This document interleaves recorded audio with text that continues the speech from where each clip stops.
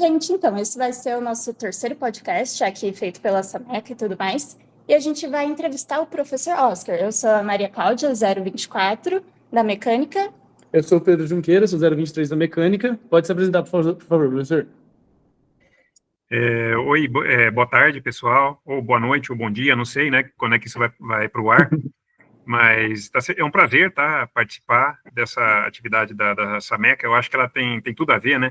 Hoje o podcast é realmente, para muita gente, né, é a forma favorita, né, predileta de ficar a par, né, das notícias, daquele assunto que a gente gosta, né, às vezes de cinema, música, né. E por que não falar um pouquinho de engenharia também, né? Então, me parece uma ideia sensacional, tá? Queria dar os parabéns a vocês, né? E a toda a equipe da produção, tá? Muito obrigado. Pode começar com as perguntas introdutórias do tema e do senhor também. Bom, enfim, começando com a graduação do senhor, tipo, como foi essa sua experiência? Algum professor, alguma matéria teve impacto nessa sua história, nessa carreira de pesquisador? Como funcionou? Você poderia contar um pouco? Tá bom. Então, eu me formei na Universidade Federal de Uberlândia, né, nos anos 90, né, eu entrei no comecinho dos anos 90, no curso de Engenharia Mecânica, e assim, foi um grande achado para mim, na verdade, Engenharia Mecânica, porque, sinceramente, hoje em dia vocês têm muito mais informação do que a gente, naquela época, acesso à informação, né, imagina, não existia internet naquela época, né? Então, a engenharia mecânica para a gente é aquele clichê, né? É Fórmula 1, naquela época ainda mais com Senna, né? Então, a Fórmula 1 era um negócio que a gente adorava, então a gente via a engenharia mecânica muito como automobilística, vamos dizer assim, né? E na verdade, né, não que eu não tenha me apaixonado pelas matérias de projeto mecânico, elementos de máquinas, não é isso, mas, realmente, durante a graduação, assim, foi uma coisa natural, sabe? Uma coisa natural. A gente não tem como explicar essas coisas, o que a gente gosta ou o que a gente não gosta. Eu realmente gostei muito das disciplinas da área de térmica e fluidos, desde o início, né? Gostei muito de termodinâmica, gostei demais de fazer transferência de calor, e mecânica dos fluidos foi realmente incrível, né?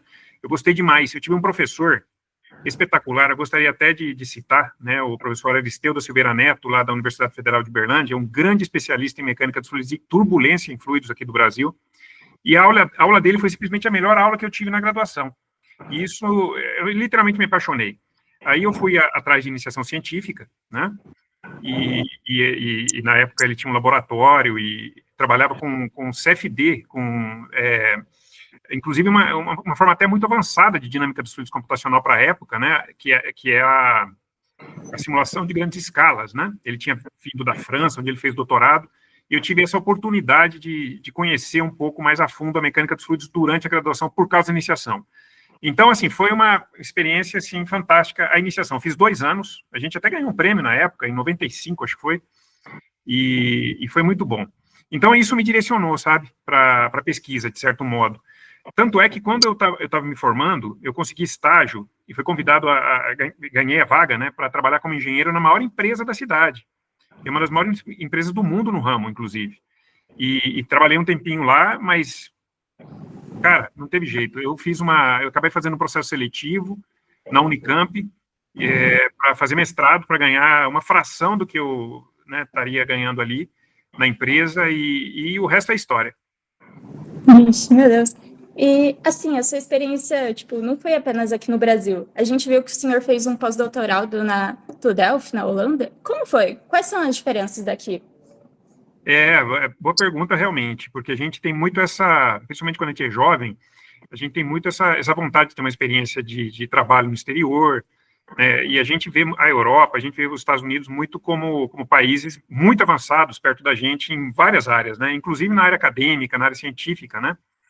E na época, realmente, quando eu terminei o doutorado, eu cheguei a trabalhar um tempo como pesquisador, associado a um projeto na Unicamp, era um projeto financiado pela Petrobras, exatamente, mas surgiu essa oportunidade de trabalhar lá na Holanda como pesquisador associado, que é o nosso pós-doc, né?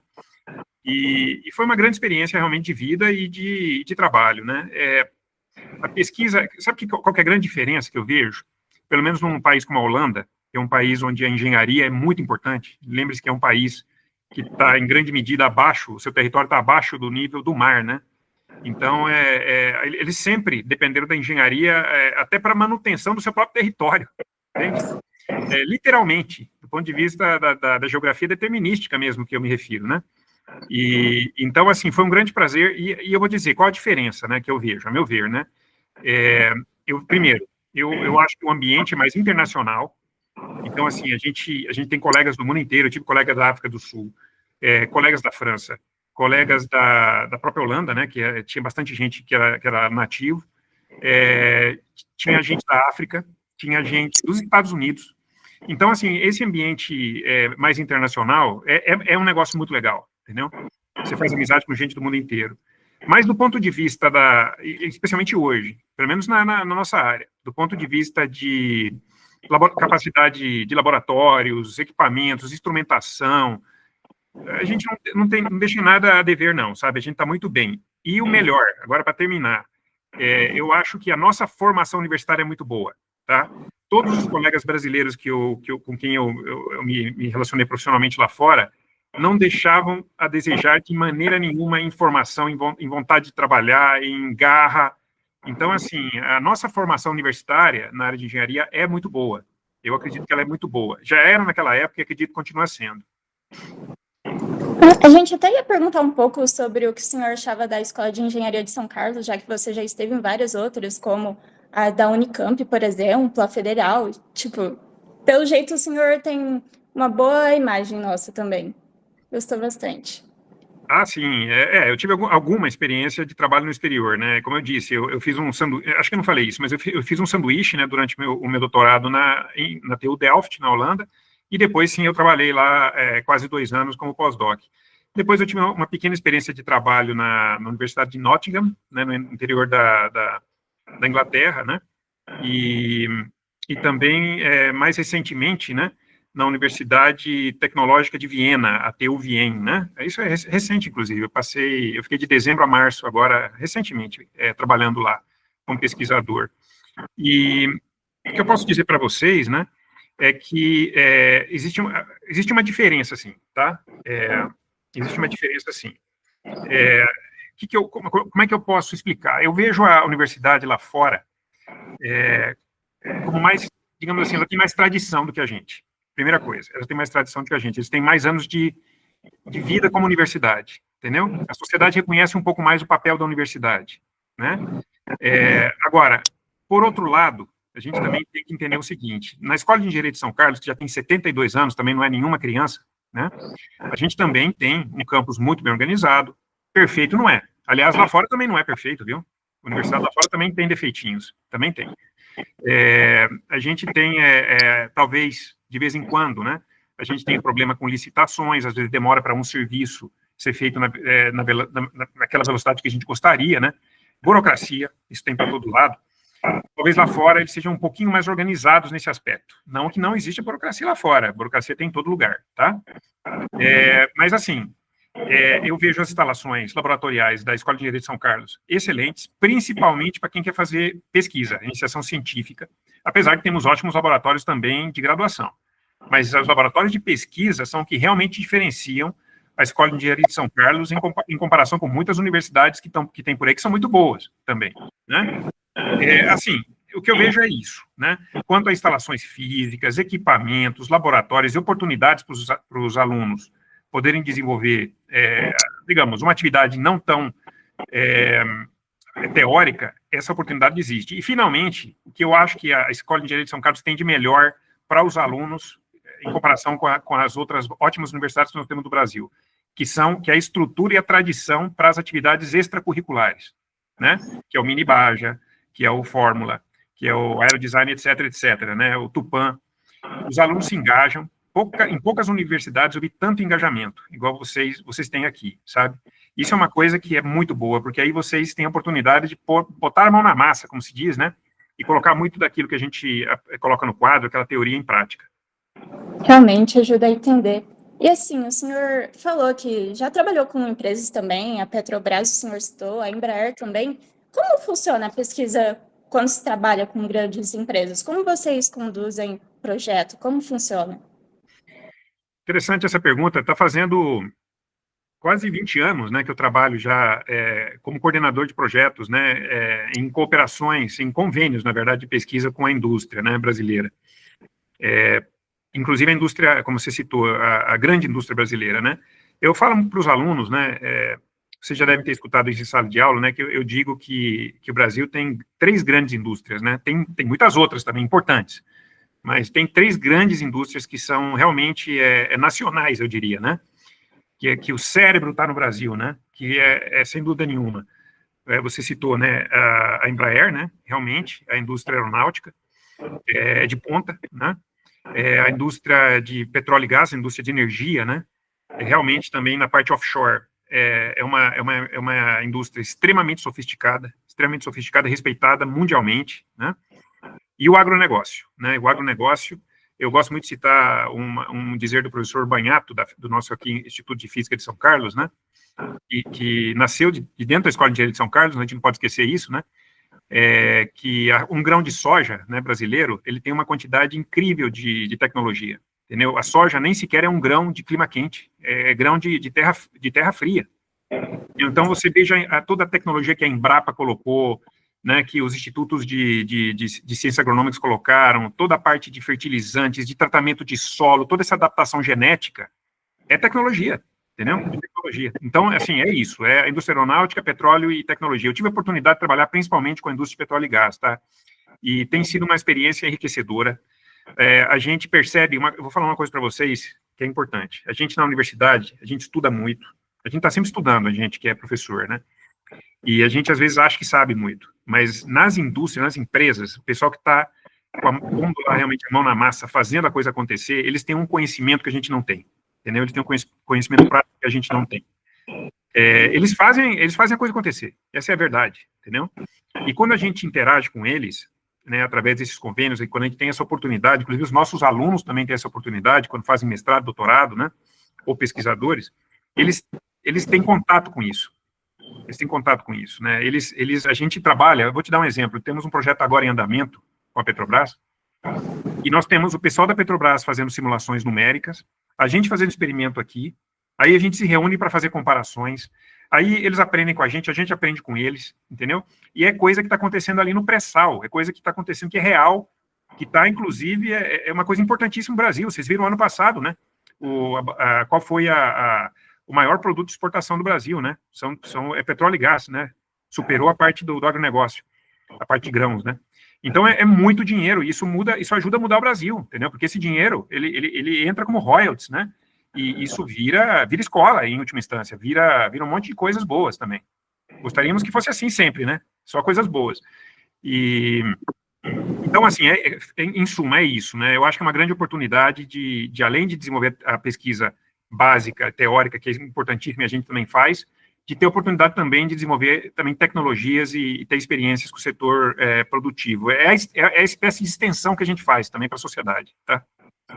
Certo. E dentro desses projetos, entrando um pouco mais agora, falando sobre os meios de pesquisa que você tem ativos hoje em dia, eu queria que você falasse um pouco mais sobre como funciona esse contato com a empresa, e também sendo projetos tão multidisciplinares e com várias pesquisas acontecendo ao mesmo tempo. Eu queria que você desse um exemplo de uma prática, alguma coisa, uma metodologia que foi desenvolvida no laboratório, que vocês têm aplicação hoje em dia e que marcou, querendo ou não, sua carreira. Sim, eu acho muito interessante essa questão da multidisciplinaridade. Ela é extremamente importante, né? Por exemplo, hoje nós temos um projeto também financiado pela Petrobras, onde a gente tem, além da parte de mecânica dos fluidos, mais especificamente escoamento multifásico, né, quando a gente tem misturas de gás com líquidos, com óleo, né, a gente está, por exemplo, desenvolvendo técnicas de monitoramento e controle, né, usando inteligência artificial assistida por física, as famosas PINs, né, as Physics Informed Neural Networks. Então, a gente acaba trabalhando junto com o pessoal da área de ciência de dados e de inteligência artificial. Então, temos, por exemplo, parcerias com colegas do Instituto de Ciências Matemáticas e Computação aqui do campus também aqui de São Carlos, né? Agora, mais especificamente falando sobre alguma coisa que tenha marcado a gente que tem essa multidisciplinaridade, é interessante essa pergunta, porque é o seguinte, quando eu fui contratado para dar aula para o curso de mecatrônica, não sei se vocês sabem disso. E logo depois eu acabei também assumindo a cadeira na mecânica, né, na engenharia mecânica. Então, assim, os primeiros alunos que eu orientei eram da mecatrônica. É uma coisa natural, né? O aluno conhece o professor e acaba gostando e procura a gente depois fazer um mestrado, um doutorado. E a gente desenvolveu um instrumento, que é uma tecnologia, que é um tomógrafo de malha de fios de alta resolução temporal e espacial, né? Que nos ajuda a monitorar o que está acontecendo dentro de uma tubulação de aço.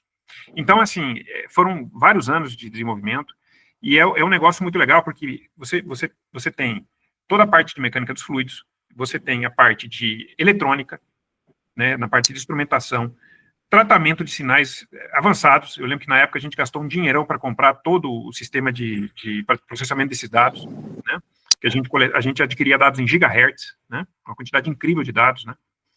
Então, assim, a gente teve a mecânica, a eletrônica, né, toda a parte de mecânica dos fluidos, toda a parte de montagem. Então, assim, teve várias disciplinas, né, que vocês aprendem no curso de vocês, né, que são necessárias para você chegar nesse nível, né. E, para finalizar, o mais legal de tudo, né, agora, essa tecnologia, digamos assim, o circuito eletrônico, toda essa tecnologia que a gente desenvolveu, está sendo utilizada por uma startup que foi pré-incubada no nosso laboratório, o Laboratório de Escoamentos Multifásicos Industriais, que fica aqui no Campus 2 da USP aqui em São Carlos, né? E hoje em dia tem um projeto sendo financiado pela FAPESP, né? Que eles chamam de PIP, né? No caso é um PIP 2, que chama TC, Transferência de Conhecimento. E a gente está envolvido com essa empresa, que é uma empresa que foi fundada por ex-alunos nossos de pós-graduação, com o apoio da Votorantim Cimentos. A gente está usando a mesma tecnologia que a gente desenvolveu para uma tomografia de escoamento multifásico, cuja aplicação seria na indústria de petróleo e gás, a gente está utilizando para tentar medir. A gente, assim, eu apoio como pesquisador, mas isso é uma empresa, né? Tem o pessoal, os empresários dessa startup que estão tentando desenvolver esse produto para lançar no mercado, né? Mas, assim, seria para medir o traço do concreto fresco na obra, entendeu? Essa é uma área complicada, entendeu? Muitas vezes o cara compra gato por lebre. Então, assim, o sensor, simplesmente o cara espetaria ali no cimento fresco, que chega na betoneira, e saberia, não, aqui tem tanto de água, tanto de cimento, tanto de areia, entendeu? E olha só, um projeto que nasceu na área de energia, né, de petróleo e gás, que agora está sendo aplicada na indústria cimenteira, né? Então, isso é bem legal. Sim, bacana.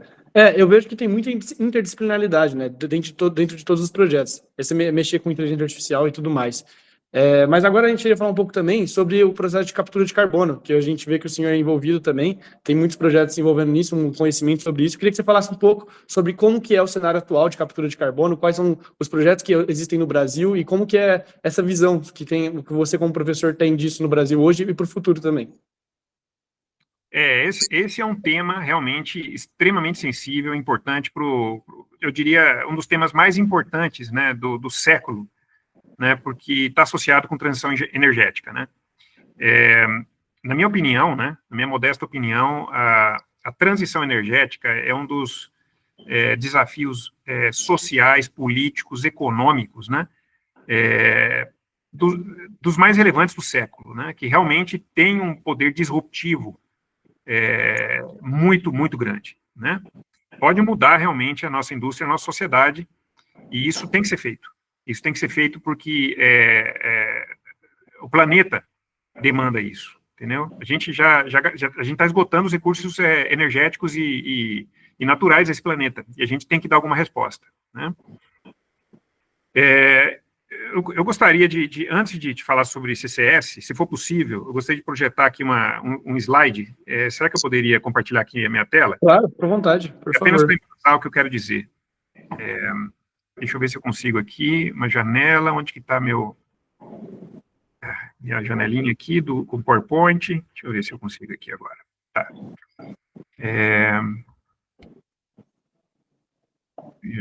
Achei. Então, vamos lá.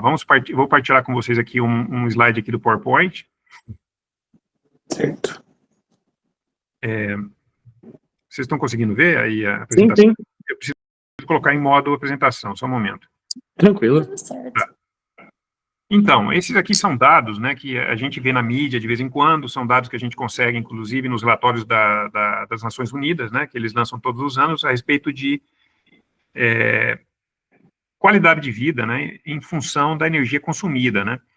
Aí no eixo vertical, a gente teria, né, o Índice de Desenvolvimento Humano, o IDH, que é aquele que engloba, né, a escolaridade, a educação, né, e o PIB per capita das nações, né, e é uma medida, digamos assim, de desenvolvimento. Não é um índice perfeito, mas é um índice bastante aceito, tá? E esse IDH, ele está nesse gráfico em função do consumo de energia, né, anual, né, per capita, né? E a gente percebe que há, sim, uma correlação, né, entre o IDH e o consumo de energia per capita por ano, nesse caso em megawatt-hora, tá? Esse consumo de energia. A gente percebe que há, sim, você pode encontrar uma correlação, né, que mostra, né, claro que é uma função assintótica, como se vê, mas a gente percebe, né, que os países menos desenvolvidos, pelo menos em termos de IDH, como a Costa do Marfim, por exemplo, eles acabam tendo um consumo, né, de energia muito baixo, né? Por outro lado, países muito desenvolvidos, como, por exemplo, a Suécia, Canadá, né, na Noruega, acabam tendo IDHs muito altos, a gente sabe disso. Entretanto, o consumo de energia é extremamente alto, né? Eu queria, inclusive, situar o Brasil aqui nesse gráfico, né? Eu obtive esses dados no comecinho do ano. O Brasil é um país que já tem um IDH alto já. Não muito alto, mas diríamos alto. Já está deixando, né, o IDH médio para um IDH alto.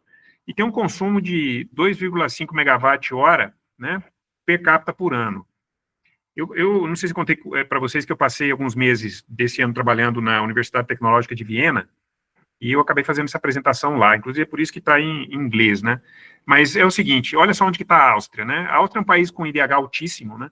Mas tem um consumo de energia per capita quase 3 vezes maior que o Brasil. Interessante, né? Aí você pensa, eles vão dizer que é por causa da calefação, é um país frio. Eu fiz as contas, é 20% a mais só por causa de calefação, não 3 vezes mais, entendeu? Na verdade, o que acontece é que eles processam mais dados, né? Eles têm uma economia mais, assim, eles têm mais carros elétricos, por exemplo. Eles usam muito mais eletrodomésticos, eles usam muito mais tecnologia e tudo isso precisa de energia, né? Precisa de energia elétrica. E aí vem a pergunta, de onde vem essa energia elétrica, né? Em grande medida, vem das usinas eólicas, das usinas solares, mas não somente, vem também de termoelétricas, que são tocadas a carvão, a gás natural, a petróleo, né? E aí, como é que a gente resolve essa questão? Porque, assim, ou o país se desenvolve consumindo mais energia, né? Ou então a gente otimiza os processos, daí a engenharia, né? Então, assim, países como Brasil, Índia, China, precisam se desenvolver, a gente quer melhorar de vida, a gente precisa de energia para isso. Como que a gente resolve essa equação? É uma equação complicada. E os países mais desenvolvidos, eles também não querem perder a qualidade de vida. Então, eles precisam melhorar processos. Então, como é que a gente resolve isso? Aí a gente começa a ver, nesse outro gráfico, que foi publicado numa revista de grande circulação sobre economia, eles citaram esse trabalho desse Way, né, de 2022, acho que o ano passado, que é aquela revista The Economist, né? Aliás, teve uma capa falando do Brasil nessa revista recentemente. A gente vê a energia, né, que a gente tem disponível em função do tempo, e previsões, né? O que a gente percebe? Olha, a área que é preta é petróleo, a marrom é carvão, e a cinza é gás natural, tá? E a gente percebe que até 2040, pelo menos, 2040, 2050, a matriz energética mundial vai ser dominada ainda por combustíveis fósseis. Agora, notem, nessa projeção, se espera que a energia solar, que é o que a gente tem em amarelo, aumente de maneira exponencial, e os números indicam que isso pode acontecer, mas também pode não acontecer, entendeu? Então, assim, a pergunta é, como que a gente vai desenvolver esses países como Brasil, Índia e China, né? Como que a gente vai fazer isso sem consumir combustível fóssil? Para a gente poupar o planeta do impacto da queima do combustível fóssil, da liberação de CO2, por exemplo, né? Ora, as opções que a gente tem não são muitas. Uma delas, de mitigação, que tem que estar, na minha opinião, deve ser feita concomitantemente a grande investimento em expansão, né, do setor eólico e solar, por exemplo, consumo de biomassa, é a captura e armazenamento de carbono, e a utilização também, né? Você pode transformar carbono em ureia, por exemplo, que é CO2, né, em ureia, que é, por exemplo, adubo, né? Pode ser matéria-prima para adubo. Então, assim, a captura de carbono, ela está muito associada à engenharia química, a uma série de processos químicos e físicos, enquanto que o armazenamento e o sequestro geológico é uma coisa onde a gente pode atuar, tá? Então, assim, eu não sei se vocês gostariam que eu falasse um pouquinho mais sobre a questão do sequestro mesmo geológico, porque é onde eu posso, talvez, contribuir um pouco mais, porque a parte de captura e utilização, né, como eu disse, tem muito a ver com a indústria química, né, com a engenharia química, né. Como engenheiro mecânico, que trabalha com mecânica dos fluidos, eu poderia falar um pouquinho mais sobre a parte de transporte, né, para a captura geológica, que talvez o Brasil tenha algo de contribuição a dar nessa área. O que vocês acham? Pode ser, por favor. A gente fica interessado de ouvir. Sim, hoje em dia, a gente tem talvez algo da ordem de 7.000, 8.000 quilômetros de dutos de transporte de CO2, tá? Isso no mundo inteiro. Isso é muito pouco. Existem projetos, tá? Para que se expanda essa malha. Eu vou dar apenas um exemplo para a União Europeia. A União Europeia pretende investir nos próximos 30 anos dezenas de bilhões de euros para expandir essa malha de dutos para transporte de CO2 e hidrogênio também. Você pode transportar ambos na mesma malha. Como assim transporte de CO2? Para onde que esse CO2 vai ser enviado? Esse CO2, no estado termodinâmico supercrítico, ele se comporta quase como um líquido, entendeu? Digamos que tem uma densidade de líquido, são gases densos que a gente fala. Esses gases podem ser transportados, por exemplo, da Áustria até a Noruega, onde vão haver hubs, onde esse CO2 vai ser literalmente transportado através podem ser, por exemplo, gasodutos submarinos, ou mesmo em navios, para serem injetados em reservatórios onde antes havia petróleo e gás. E depois que todo esse CO2 supercrítico, que, como eu já disse, é quase como um líquido, né, tem uma densidade muito mais alta do que o CO2 gasoso, né, então você consegue transportar uma massa muito maior de CO2 por unidade de tempo, né, nesses dutos, por isso supercrítico, né, é uma maneira de mitigação, porque aí o que acontece? Qualquer indústria, literalmente, principalmente essas que emitem muito mais carbono, por exemplo, siderurgia, né, metalurgia e muitas outras empresas, poderiam chegar nesses hubs com seus cilindros de CO2 supercrítico, e esse CO2 seria transportado para esses gasodutos submarinos, onde ele seria sequestrado geologicamente nesses reservatórios. São reservatórios que têm que ter uma estrutura geológica adequada. Eles têm que ser estanques, né, para manter esse gás ali aprisionado por centenas ou até milhares de anos, quiçá milhões, né? E o Brasil, inclusive, tem uma grande contribuição a dar nesse aspecto. Quer ver uns números? Eu levantei uns números aqui para a gente conversar. Ó. Por exemplo, vamos falar do setor sucroenergético brasileiro. Né? O Brasil é uma potência, né? Sucroenergética, né? A gente produz etanol para a nossa frota de carros flex fuel, né? Então, por exemplo, vou dar um número para vocês típico. Ó. Uma usina típica de São Paulo, estado de São Paulo, processa mais ou menos, ó, fazer vou dar uns números para vocês interessantes. Uma usina típica processa algo da ordem de 500 toneladas por hora de cana-de-açúcar, tá? E produz 43 metros cúbicos por hora de etanol, gerando 50 megawatts de eletricidade e emitindo 100 toneladas por hora de CO2 nesse processo. Entendeu? Isso é no setor sucroalcooleiro, tá? Produz açúcar. Esses setores produzem açúcar, etanol e energia elétrica, tá? Queimando bagaço de cana, né, usando o ciclo Rankine, como vocês viram no curso de termodinâmica.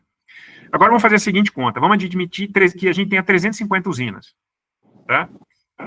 Vamos fazer, então, 350 vezes 100 toneladas a hora. Dá 35 mil toneladas a hora, entendeu? E isso dá para a gente 306 milhões de toneladas de CO2 emitidos por ano. Mais de 300 milhões de toneladas de CO2 emitidos por ano. Essas 350 usinas sucroalcooleiras ou sucroenergéticas. O Brasil emite 1,5 bilhão de tonelada ano. Ou seja, se apenas um setor, o sucro energético brasileiro, né, fizesse captura de carbono, entendeu? Fizesse captura de carbono, o país deixaria de emitir, o Brasil, 20% de CO2, de todo o CO2 que emite, entendeu? Somente com a captura de CO2 produzido na atividade sucroenergética. Agora, imagina se todos os setores econômicos fizessem isso, siderurgia, entendeu? O setor, por exemplo, de alimentos, entendeu? Que são setores, todos eles emitem muito CO2. Então, aí você vê o potencial, né? Ou seja, 1/5 de todas as emissões do Brasil poderiam ser eliminadas, emissões de CO2, né? Só com a captura do CO2 do setor sucroenergético, né? Então, é muita coisa. E outra coisa que eu queria comentar é sobre o papel do Brasil no sequestro geológico de carbono. Para não falar demais, eu vou, então, falar para vocês rapidinho uns números interessantes, né, que a gente tem sobre a Petrobras, né. A Petrobras, né, olha só que número interessante, de acordo com o Global Status of CCS de 2021, a capacidade de projetos de CCUS em operação no mundo hoje é de 37 milhões de toneladas de CO2 por ano.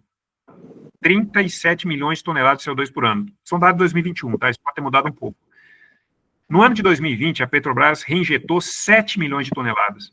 Ela reinjetou, sequestrou geologicamente 7 milhões de toneladas, ou seja, 20% do total mundial. Vocês ouviram isso? 20% do total mundial. Né? Então, assim, isso é uma coisa. Agora, para finalizar, o setor de petróleo e gás, ele tem o dever de ajudar nessa mitigação, porque eles têm a capacidade tecnológica, eles têm os reservatórios, entendeu? Eles têm a capacidade computacional para calcular essas coisas, para que isso seja bem feito.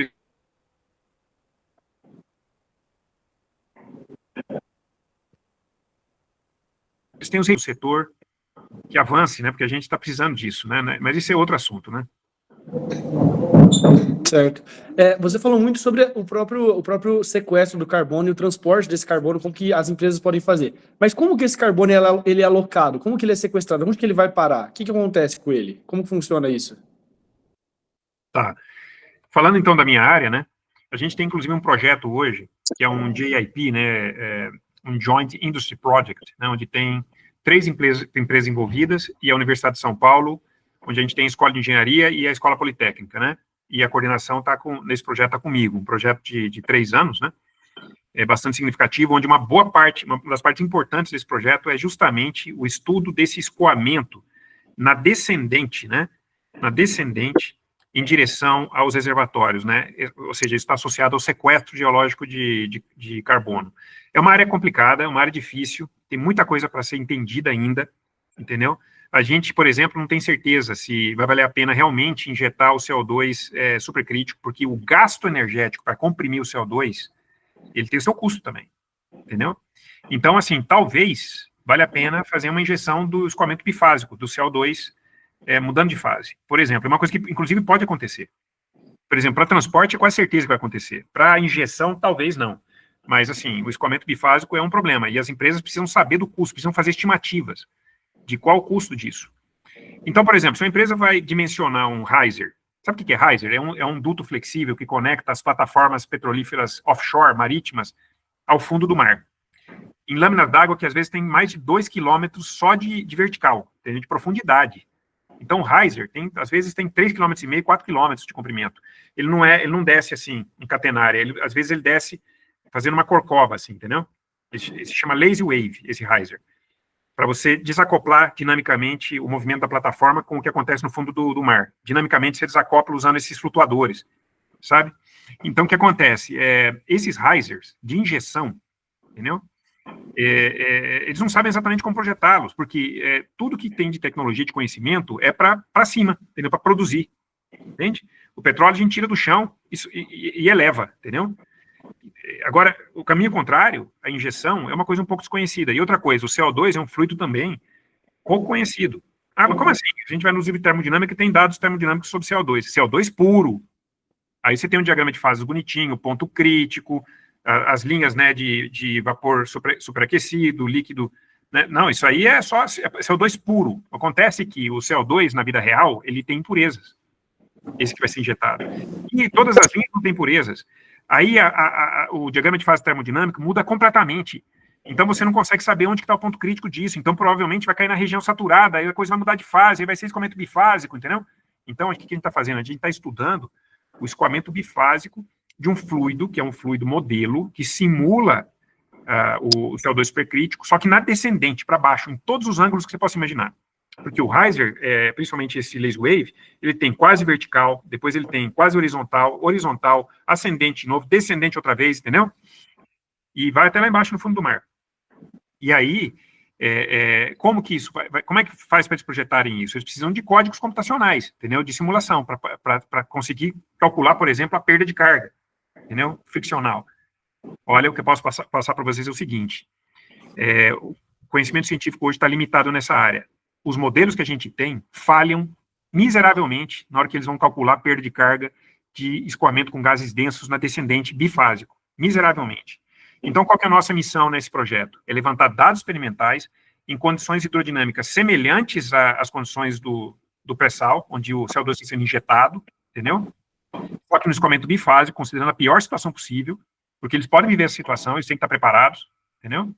Onde a gente vai levantar dados de frações volumétricas das fases, perda de carga bifásica, entendeu? E isso também se traduz em coeficiente de transferência de calor, em cálculos por exemplo, de probabilidade de corrosão e, em última instância, confiabilidade mecânica, né? Para você poder prever, né, qual vai ser o tempo de vida de um equipamento desse, tá? De um riser como esse, né?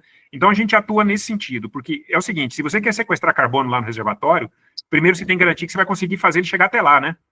Certo? Até lá no fundo do reservatório. É aí que a gente atua, tá? Certo. Que nem o senhor falou, tem muita limitação hoje com o modelo matemático, modelo de programação para você fazer essas estimativas. O que no laboratório do senhor você utiliza, como que vocês fazem para conseguir fazer simulações e essas modelagens para aproximar o fluido que você está fazendo aqui na superfície com o fluido que está lá embaixo do mar? O que vocês usam de semelhança? Como que vocês podem fazer isso? Ah, que legal. É assim, é realmente um projeto multidisciplinar e que envolve vários parceiros, né? Eu não conseguiria fazer isso sozinho no meu laboratório. Então, o que acontece? Como é que a gente faz? A gente tem uma instalação experimental lá inclusive, eu acho que eu tenho um slide onde eu poderia mostrar pelo menos um slide só, para vocês terem pelo menos uma vista de como é que é esse laboratório. Posso novamente... Sim, seria interessante. Por favor. Ela, que aí fica mais fácil de eu responder a pergunta, na verdade. Ó, beleza. Tá. Agora deixa só eu ampliar aqui. Tá bom. Então, vocês estão vendo essa instalação que aparece aí em amarelo? Essa é uma plataforma em aço, né? Projetada para ter uma flecha muito pequena, né? Para ser um absorvedor dinâmico de vibrações, inclusive.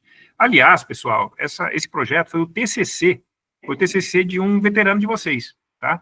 Ele fez esse cálculo à mão, cara, à mão. Ele não usou software. Ele fez todos os cálculos à mão. Deu um TCC de umas 200 páginas, viu? Na parte estrutural, né? E a gente montou isso aí. Então, o que acontece? Tá vendo que ela é inclinável? A gente consegue colocar ela, assim, inclinar de 0 graus até 90 graus. Agora, o mais legal é um tubo em U invertido. Pensa, um tubo em U invertido. E a gente pode injetar o fluido bifásico tanto na perna da esquerda quanto na perna da direita. E a gente tem a seção de testes apenas na perna da esquerda. Então, o que acontece? Se a gente injeta na perna da esquerda, a gente tem um escoamento ascendente, entendeu? De 0 a 90 graus. Só que se a gente injeta o fluido na perna da direita, ele sobe, vai até lá em cima e volta e começa a descer, entendeu? Já que é um tubo invertido. Aí a gente tem, então, em outras palavras, o escoamento descendente também de 0 a menos 90 graus. Então a gente consegue simular qualquer inclinação. Lembra que eu falei que aquele riser de injeção para sequestro de carbono, a lazy wave, tem várias inclinações, porque ela tem uma corcova? Então a gente consegue imitar, digamos, os escoamentos, é como se fosse uma imitação. Isso aí é uma maquete do que seria um riser, entendeu? A gente coloca em diferentes inclinações e a gente simula trechos diferentes do riser, entendeu? E quem passa essas gargalos para a gente, onde que tem mais dificuldade, são os próprios engenheiros das empresas, né, que estão lá na linha de frente, né, enfrentando esse problema, e eles falam para a gente, olha, então, tal ângulo, a gente não tem dados suficientes, então a gente vai lá e coloca a plataforma no ângulo correto, né, e a gente mede aquelas propriedades que são importantes para poder quantificar as grandezas associadas ao projeto, né, desses risers. Por exemplo, aqui à esquerda, embaixo, a gente tem o quê? Um densitômetro de raios gama. Então, a gente, através de uma técnica radioativa, a gente usa raios gama para conseguir fazer uma tomografia do escoamento, ou seja, o que está acontecendo lá dentro. Se você tem, por exemplo, uma mistura de bolhas em líquido, ou talvez você tenha eles estratificados, né? Gás em cima, líquido embaixo. Com esse tomógrafo, a gente consegue fazer isso. A gente mede também, com esse instrumento que está aí embaixo no meio, a gente mede a diferença de pressão. E com isso a gente consegue, através da medida de queda de pressão, de diferença de pressão na linha, a gente consegue ter a perda de carga. E todo engenheiro sabe que com a perda de carga a gente consegue ter uma ideia da energia necessária para transportar o fluido dentro de uma linha. E o mais legal, ali à direita embaixo, não sei se vocês estão vendo que tem um visor, parece uma janela, né? E tem uma câmera aí de alta velocidade. Com isso, mesmo o escoamento sendo denso a alta pressão, a gente consegue usando esse cristal maciço que a gente tem aí de acrílico, a gente consegue ver os padrões de escoamento que estão passando dentro da linha, entendeu? Essas informações são exatamente as informações necessárias para você conseguir desenvolver códigos computacionais que são baseados nas equações da conservação da massa, quantidade de movimento e energia, que são necessárias para você conseguir fazer previsões do que está acontecendo dentro da linha e, finalmente, conseguir projetar o diâmetro dela, a espessura da parede, entendeu? E para você ter um projeto otimizado de engenharia adequado que resista às pressões e aos escoamentos que ocorrem numa situação severa como essa, né? Imagine, né? 2.000 metros de profundidade, né? Altíssimas pressões, fluido corrosivo, né? CO2 é um fluido altamente corrosivo quando em contato com água e tudo mais, né? Então é isso. Aí o pessoal, aí para finalizar, o pessoal da outra empresa lá, que é especialista em simulação numérica computacional, eles implementam esses dados.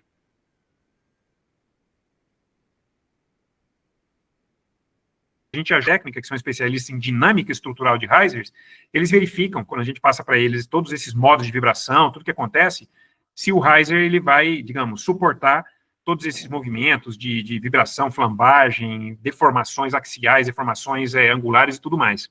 Então, notem que é um projeto altamente multidisciplinar, né, que envolve o pessoal da indústria, a gente na universidade, uma outra empresa que desenvolve simulações, para a gente entregar o que as empresas precisam para ter um projeto seguro, né, com o menor impacto ambiental possível, tá?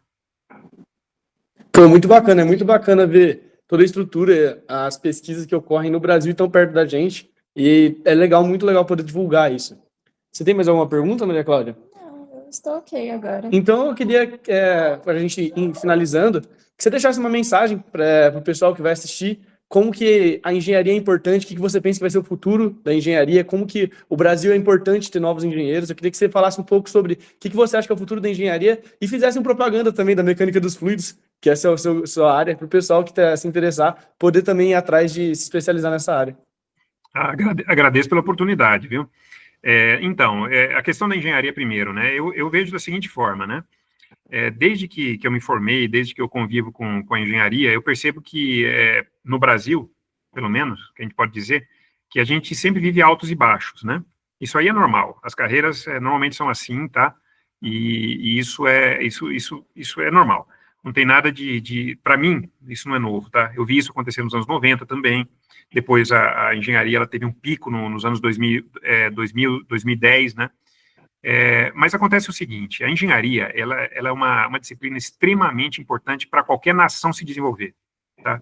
Neste momento no Brasil, a gente não está formando tantos engenheiros quanto a gente poderia, tá? Em comparação com países como Coreia do Sul, China, mesmo Estados Unidos, né? A gente está formando muito pouco, né? E a gente está vivendo uma onda agora da inteligência artificial, da ciência de dados, né?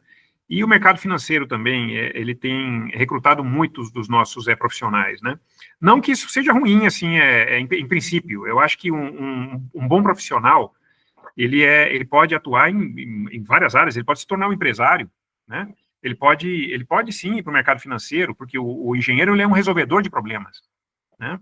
Eu tive colegas de doutorado que defenderam teses em turbulência, em fluidos, que foram trabalhar em bancos, entendeu? Um está no setor financeiro, até hoje está indo muito bem, utilizando pelo menos no início, né, aquelas ferramentas matemáticas, estatísticas que ele usava para conseguir descrever escoamentos turbulentos, né, em fluidos, né? Sim, o mercado financeiro, principalmente o mercado de futuros, também tem movimentos turbulentos. Você pode também fazer essa analogia, essa metáfora, né, com a turbulência em fluidos para o mercado de futuros, entende?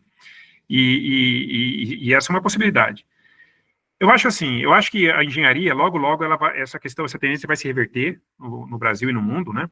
Porque não existe nação que se desenvolva realmente sem tecnologia própria, tá? E os engenheiros são aqueles que realmente conseguem traduzir aquilo que os matemáticos, aquilo que os físicos, né, estudam e desenvolvem. E o engenheiro é o cara que cria. O engenheiro não descobre, o engenheiro cria. Entendeu? Diferentemente do físico e do matemático, né? A gente realmente desenvolve coisas novas, né? E sem engenharia não tem avanço, sem engenharia não tem futuro, entendeu? A gente vai ser subserviente tecnologicamente, né? A gente tem, como eu disse, essas 3 grandes indústrias, né? Que são a aeronáutica, a indústria de óleo e gás, a indústria do agronegócio, né? Que tem muita engenharia nessas indústrias, entendeu? E você falou para eu falar de mecânica dos fluidos, o que seria a Embraer sem a mecânica dos fluidos? A aerodinâmica é um braço da mecânica dos fluidos, né? É uma disciplina da mecânica dos fluidos, né? E a aerodinâmica dos aviões da Embraer é das mais avançadas do mundo. Isso é pura mecânica dos fluidos.